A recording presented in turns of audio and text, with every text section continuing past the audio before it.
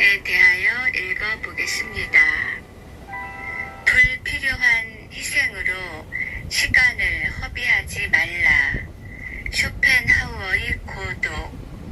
혼자 밥을 먹고 혼자 영화를 보고 혼자 여행을 한 적이 있는가? 아마도 강변에서 동네 운동장에서 혼자 산책을 하거나 운동을 하는 것에는 큰 부담을 느끼지 않을 것이다. 그런데 혼자 밥 먹기, 혼자 영화 보기, 혼자 여행하기에는 왜 심리적 저항감을 느끼게 되는 걸까? 당신은 이미 그 답을 알고 있다. 한가한 주말 내내 휴대전화가 울리지 않거나 지인으로부터 문자 하나 오지 않을 때 무엇을 느끼는가? 외로움, 고독감, 혹은 서러움? 아마도 당신은 보지도 않는 TV를 틀어놓은 적이 있을 것이다. 크리스마스를 어떻게 보낼지 걱정해 본 적도 있을 것이다. 그렇다면 당신은 혼자 있고 싶지 않은 것이다. 혼자 있다는 느낌에서 벗어나고 싶은 것이다. 분리되어 있다는 고립감이 싫은 것이다. 이러한 정서의 정체는 바로 외로움이다. 외로움은 관계에서 기인하는 정서 중 하나이다. 만약 지금 당신이 외로움을 느낀다면 당신은 혼자 시간을 견뎌내는 내적인 힘이 부족한 것이다. 쉽게 말해 아직 어리다고 할 수 있다. 고독은 관계에서 비롯되는 정서가 아니다. 만약 당신이 취업을 준비하고 있다면 당신은 거대한 사회에 진입한다는 생각에 위축감을 느끼기도 했을 것이며 밤늦게 당신의 원룸으로 돌아가면서 전화를 걸어 친구나 가족과 이야기를 나누기도 했을 것이다. 하지만 취업의 문제는 오직 내 스스로 해결할 수밖에 없다는 무거운 인식, 그리고 오로지 세상에 혼자 서 있는 듯한 강렬한 정서로 인해 당신은 고독을 느꼈을 것이다. 만약 당신이 중년의 남자라면 당신은 아내와의 대화가 줄어들고 자신이 가정 내에서 소외된 것을 느끼던 어느 날 모처럼 만난 친구들과 거나하게 술 한잔하고 들른 사창가에서 기계적인 섹스를 하고 허무함을 느꼈을 것이다. 당신이 느낀 외로움과 허무함의 실체가 실은 진심 어린 대화를 필요로 했던 것임을 어렴풋이 느끼며 집으로 뚜벅뚜벅 걸어가는 그 먼 길은 당신이 그 언젠가 당신이고자 했던 당신이 아님을 알게 되는 고독의 먼 길이다. 만약 당신이 직장에 다니는 여성이라면 당신은 아부에 능하고 줄을 잘 서는 회사 동료들과의 술자리에서 접대 웃음과 가식적인 칭찬을 늘어놓고 홀로 돌아오는 길에서 쓸쓸함을 느꼈을 것이다. 나만의 목표를 갖고 타인의 평가에 상관없이 나만의 길을 가겠다고 다짐했던 순간이 당신이 만난 고독이다. 이렇듯 완전히 혼자 있다는 근원적 경험이나 당신이 당신을 내면에서 만났을 때 오로지 당신 스스로 홀로 있고 스스로 당신의 삶의 가능성을 선택하고 결정하며 또한 그것을 위해 오직 당신의 힘에 의존해 걸어갈 때 느끼게 되는 실존적 정서가 고독인 것이다. 어떤 이는 고독을 참아내는 유일한 방법이 사랑이라고 설파한다. 오직 사랑만이 고독을 넘어 자기 성장으로 이끌어주는 열쇠라고 호소한다. 과연 그럴까? 사랑의 연대를 통해 인간의 고독을 지워버릴 수 있을까? 사랑이란 개별자들, 다시 말해 홀로인 나와 너가 만나는 것이다. 사랑을 하면 할수록 이렇게 외로워지는 건 이라는 흔한 유행가 가사처럼 우리는 사랑을 통해 감정의 일치감, 완전한 연대감을 느끼기도 하지만 동시에 개별성을 강하게 자각하기도 한다. 사랑하는 너를 통해 나를 보며 연결되어 있는 듯 하지만 끊어져 있는 나와 너를 확인하게 되는 존재론적 상황 역시 사랑의 한 순간인 것이다. 스티븐 달드리 감독이 연출한 영화 디 아워스는 사랑의 관계를 통해서도 고독의 문제를 극복하기 어렵다는 것을 보여준다. 여성주의 영화의 분위기를 띠고 있지만 자세히 들여다보면 사랑하는 남편과의 관계로도 극복될 수 없는 여성 자신의 내면의 고독을 다루고 있다. 영화에는 3명의 여성이 등장한다. 1920년대의 버지니아 울프, 1950년대의 가정적인 남편과 아들이 있고 둘째를 임신한 중산층 여인 로라 브라운, 에이즈로 죽어가는 오랜 연인이자 남자친구를 위해 파티를 준비하는 클레리사가 그들이다. 이 세 여인의 하루의 삶을 통해 보여주는 것은 사랑받고 사랑하는 것 같지만 삶 앞에서 결국 혼자라는 사실, 오롯이 혼자 감당해야 하는 여성 자신만의 고유한 우울, 고뇌, 그리고 고독한 정서이다.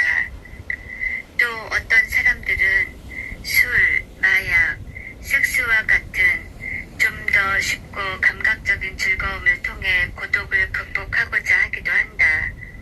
패배자라는 은어를 사용한 영화 숏버스는 섹스를 통해서도 극복할 수 없는 고독을 다루고 있다.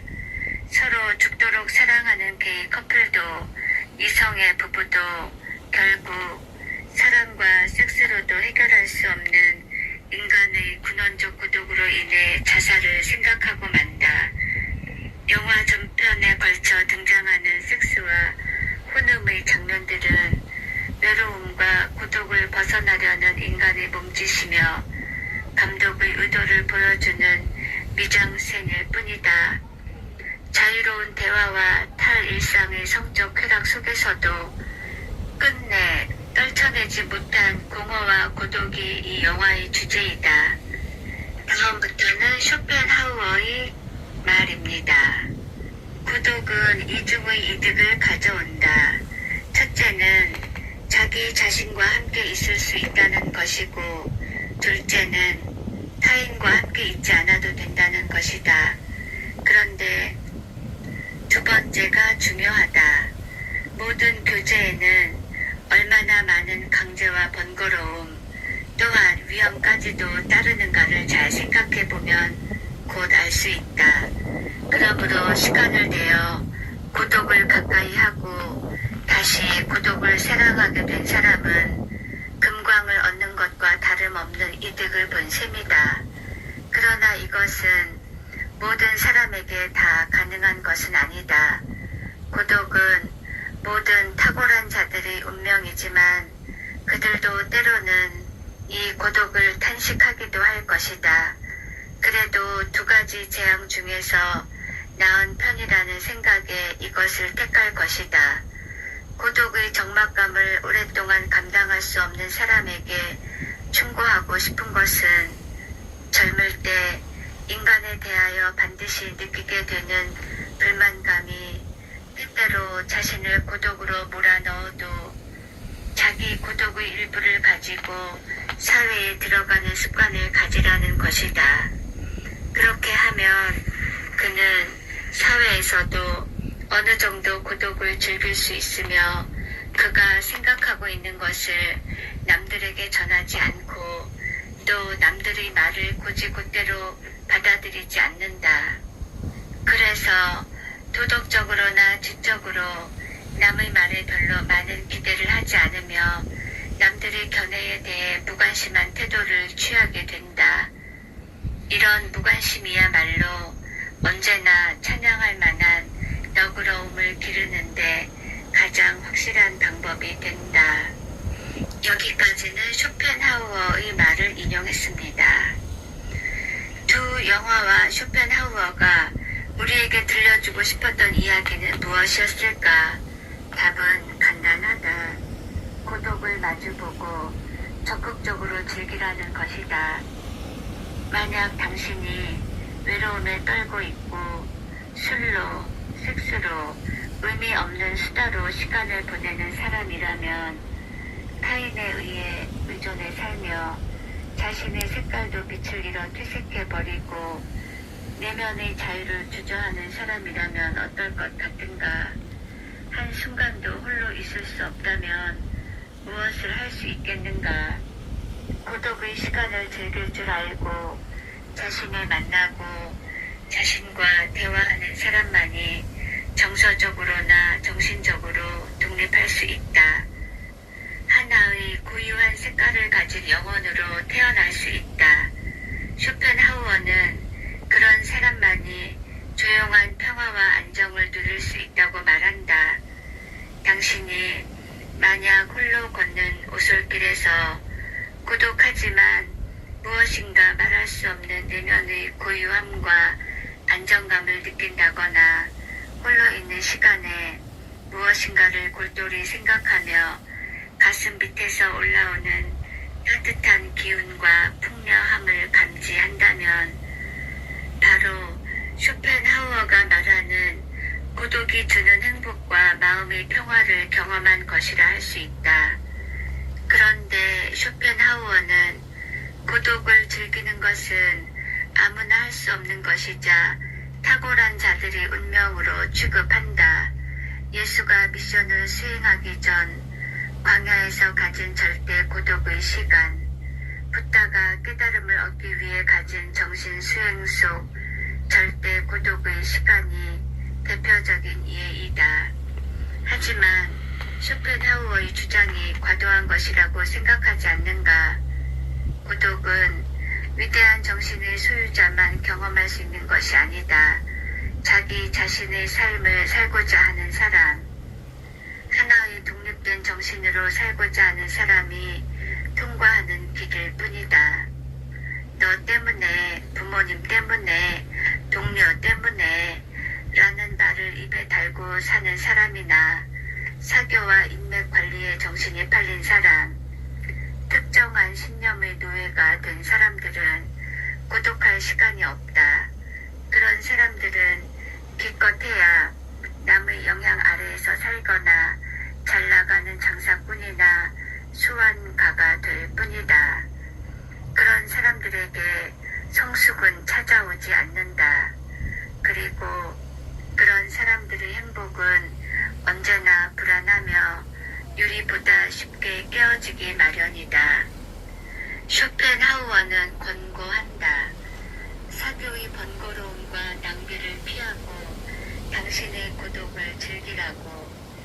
그리고 어쩌면 더 중요한 한마디, 사람들을 위한 불필요한 희생으로 시간을 허비하지 말고 당신의 고독 속으로 들어가라고. 정말 한 사람의 인간으로 살고자 한다면 당신의 고독을 사랑하라고 말이다. 권위와 타자에 대한 적절한 무관심은 관대함의 원천이 될 수 있고 그것은 당신의 고독 속에서 나온다고 말이다. 고우를 생각하지 않아도 좋다. 당신의 별을 보고 당신의 길을 걸으며 당신의 노래를 부르는 것, 그것이 고독을 즐기는 것이다. 그럴 때 당신은 누구 앞에서도 담대하고 어떤 경우에도 담담하게 대응할 수 있다. 고독을 즐기는 당신은 자신을 사랑하는 법을 아는 사람이다. 진주를 품은 조개처럼. 쇼펜하우어의 고독에 대하여 읽어보았습니다. 오늘 제가 목이 조금 안 좋았습니다. 그래도 들어주셔서 감사합니다.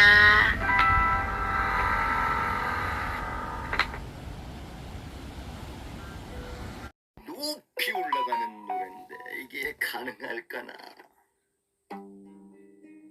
당신은 모르실 거야.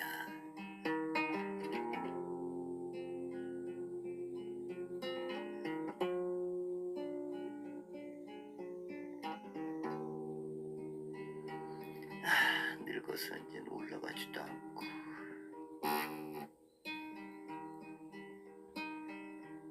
당신은 모르실 거야. 얼마나 사랑했는지. 세월이 흘러가면은 그때서 뉘우칠 거야. 마음이 서글플 때나 초라해 보일 때는 내 이름을 불러주세요. 나 거기 서 있을게요.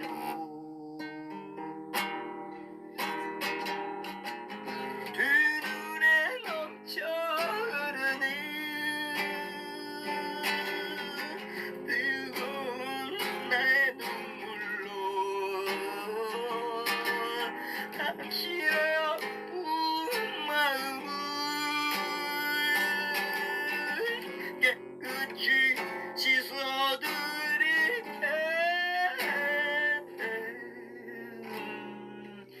당신은 모르실 거야.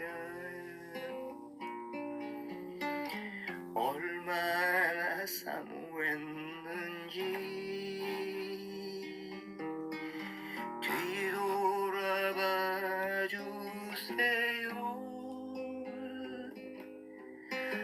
당신의 사랑은 나요.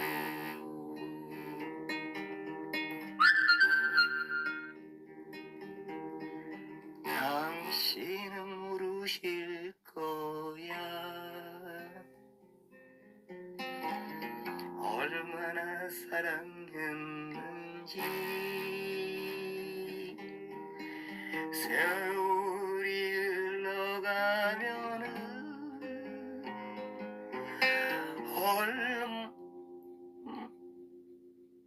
그때서 뉘우칠 거야.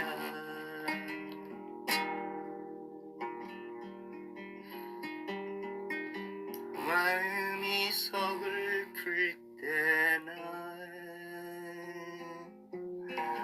초라해 보일 때는 내 이름을 불러주세요. 나 거기 서 있을게요. 두 눈에 넘쳐 흐르는 뜨거운 나의 눈물로 당신의 아픈 마음을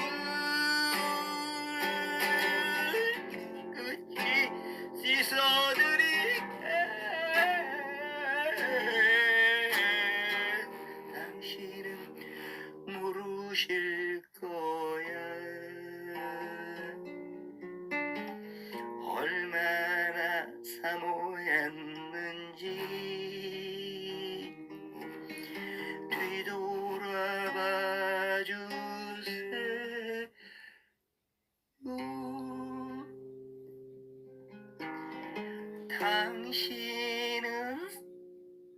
당신의 사랑은 나요.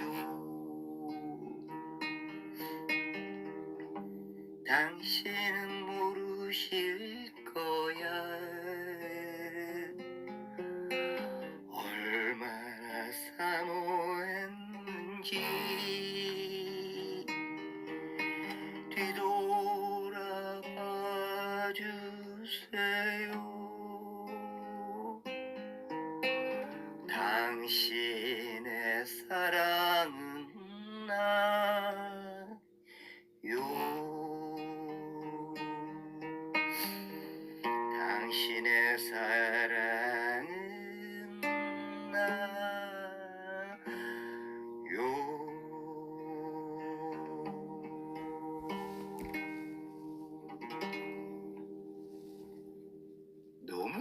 감정을 불어넣었나?